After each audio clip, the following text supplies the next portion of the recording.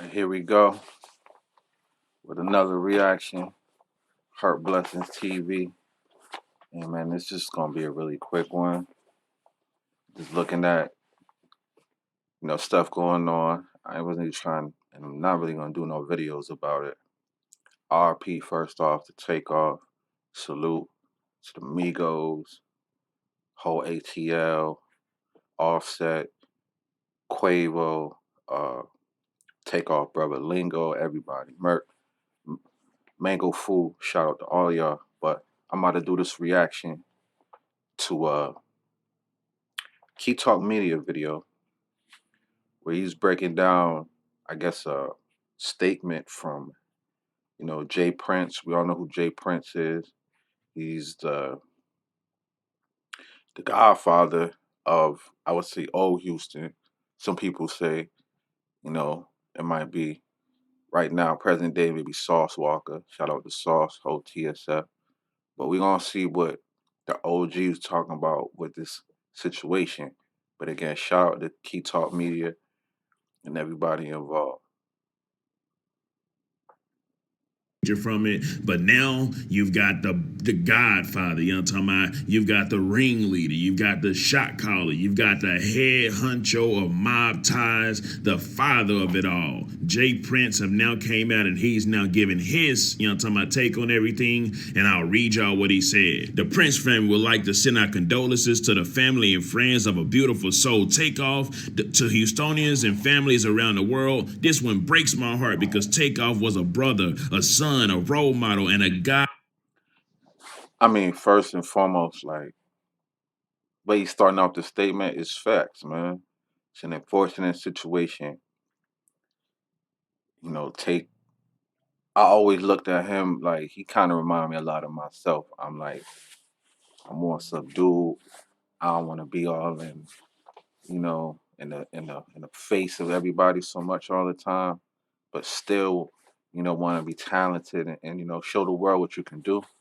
So I can really, see his point of view of just, my brothers there in the front. They might be more into the limelight, but me, I'm just in the back. I just like to see us together as a family. I just like to see us working and chilling and vibing. He was always just so happy in most of those videos, laughing and joking and like the car pool karaoke joint and all that, man. We gonna miss you, Tate. God-loving human being. Grief is the price of love. A bill people across the globe are paying right now as we mourn this loss. I've been knowing Takeoff, Quavo, and Offset for many years, and there has been nothing but mutual love for one another, and that ain't gonna ever change where we are concerned. This shouldn't have happened. This shouldn't have ever happened in our city. This shouldn't have been recorded, and damn sure shouldn't have been circulated across social media for fans. All right, that's what I seen everybody talking about too, bro. And I was just talking about this with people offline.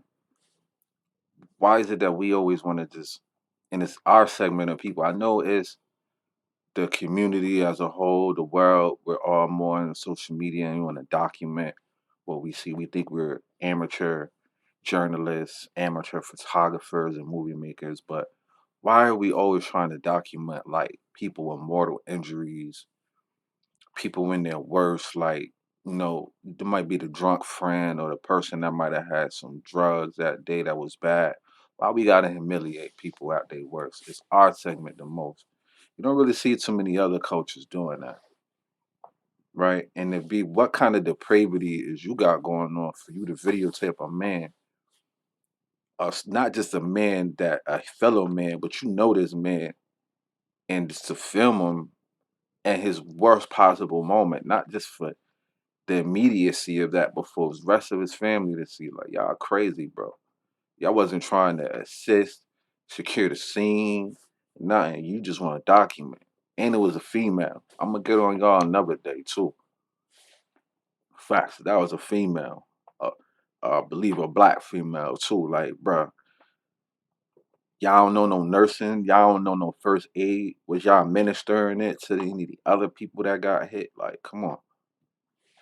family, friends, and fans to see. As I write this, I'm angry and the lack of love and respect we have for one another as a race, which keeps bringing us to the same tragic place of black on black killings. They say Satan is the author of confusion, and right now there are a lot of lies and false narratives being spread by media orgs. I consider myself a man that's quick to listen and slow to speak. Therefore, to whoever is responsible for putting that bullet in my nephew's head, let it be known that you can't hide behind me, beside me, or anywhere near me.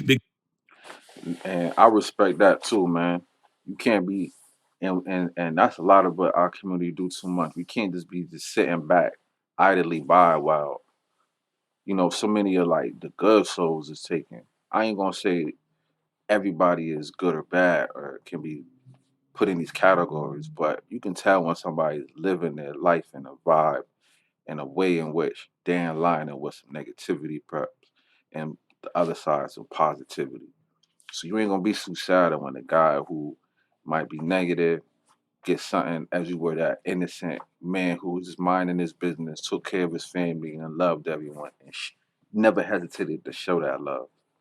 So, man, we can't be hiding people like that. I'm not necessarily saying that we go through these established means of justice through the justice system to find justice. We can find that, I believe, in our own communities. But however it is, justice should be served, and I believe will be some way or another. Can't duck that karma. Because I don't tolerate dumb stuff. I speak these words not knowing whose bullet is responsible for the death. With that being said, the root of this tragedy is foolish and has to be owned by the fool. I will sum this up by saying a gun in the hands of any human with closed eyes to shoot that doesn't have the proper skills of operating that gun is dangerous, and that results usually in with innocent people that had nothing to do with the altercation being shot and killed. So the homies in Georgia, around the world, they got. That's another thing too. Most of the time, the person I don't know the situation, but most of the time the person who in a crowd is in an altercation, the person who gets hit is never the intended target. It's always a kid, it's always a bystander, a woman or somebody who's just chilling. Like, and then like I'm gonna say some real. I don't know about the situation, but some general things I've lived through and seen. Most of us don't be having no tactical training. We've never really been to the range or practiced and taken practice by our grandfathers and our fathers and people like that.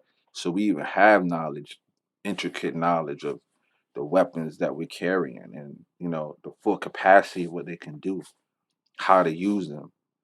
I don't know, but like what I'm saying, I've been in the hut. Like you'll see somebody they'll try to shoot with the movie one hand John. Like nah, you're supposed to hold them with the two steady. But I don't know. Got love for Takeoff like we do, know this. Let's change the narrative in our culture by putting an end to every argument or disagreement resulting in violence. It's okay to live and let live to see another day. Rest in peace, Takeoff. So the Don Dada of the whole, I'm talking about mob ties, Jay Prince, the father pretty much came out and said he don't know which bullet actually did it, but he's got a lot of love for the whole Migos and been having a lot of love for the whole Migos and will continue to have a lot of love for the Migos as well, I'm talking about, and also says that the people that actually did it will not be hiding behind him, I'm talking about, and it also should not has happened in the whole city of Houston. But he also said that, I'm talking about, he wants to figure out about this black violence and how to stop the black violence. Actually, let's just call it the black genocide that's happening with inside of every. I'm glad Key Talk using it too. It's not black violence. It's black genocide. It's almost perpetually self-inflicted too, in the sense that it's done by other people part of the same community. It's seldom that you see it such on a grand scale. And not only that, I'm not saying that it doesn't occur in other places in the world, but not broadcast, amplified like how we do here in America. It's everywhere. You turn on your TV, you're bombarded with it.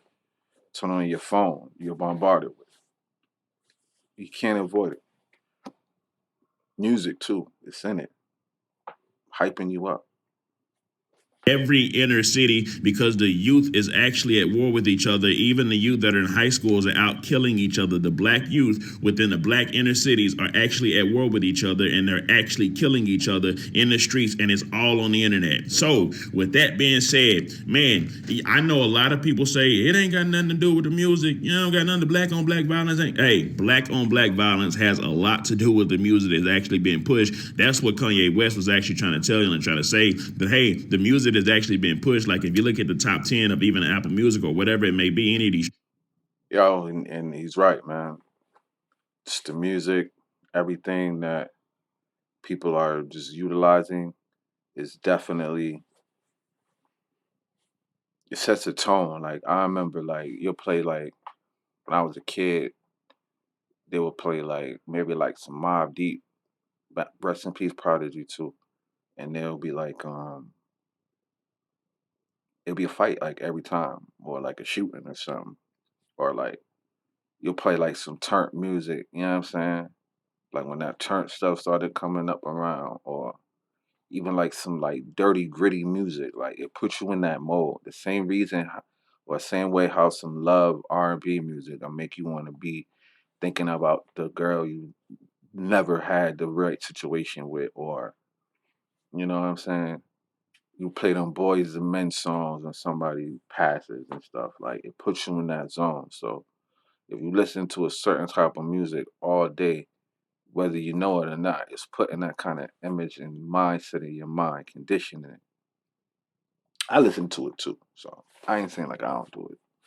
I ain't saying like I ain't never once upon a time was doing some of the activities that might have been allegedly, you know, depicted in some music, but you gotta make the choice. And, does entertainment make these situations happen? Are we collectively as a community responsible? I don't know. But we should definitely discuss that and figure it out. With that being said, it's another Hurt Blessings TV. I'll see you to the next one.